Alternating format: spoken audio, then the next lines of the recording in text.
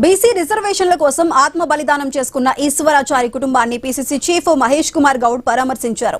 జగద్గిర్ గుట్టకు వెళ్లి ప్రభుత్వం ప్రకటించిన 5 లక్షల రూపాయల ఎక్స్గ్రేషియా చెక్కును అందించారు. కుటుంబంలో ఒకరికి కాంట్రాక్ట్ ఉద్యోగం, ఇందిరమ్మ ఇల్లు ఇస్తున్నామన్నారు. బీసీ రిజర్వేషన్ల కోసం కాంగ్రెస్ ప్రభుత్వం అన్ని ప్రయత్నాలు చేస్తోందన్నారు. ఏదైనా సరే బతికుండి సాధించుకుందామని సూచించారు. ఈశ్వరాచారి కుటుంబ సభ్యుని పరామర్శ జరిగింది. 3 పిల్లలు ఉన్నారు.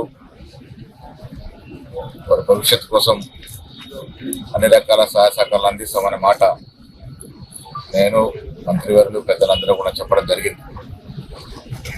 ఇలాంటి సంఘటనలు ముందు జరగకూడదు. కాంగ్రెస్ పార్టీ బీసీలకు రావాల్సిన రిజర్వేషన్ కోసం కట్టుబడి ఉంది. ఆ విషయంలో తుది వరకు పోరాటం చేయాలని రాష్ట్ర ముఖ్యమంత్రి రేవంత్ రెడ్డి గారితో పాటు కాంగ్రెస్ నాయకులందరం కూడా రాహుల్ గాంధీ గారి ఆశయం మేరకు పనిచేస్తూ ఉన్నాం. బీసీ సంఘాలకి, బీసీ యువకులకి నా విజ్ఞప్తి, మంచి రోజులు వస్తాయి, తొందరపడద్దు. అందరం కూడా ఈశ్వరాచారి కుటుంబానికి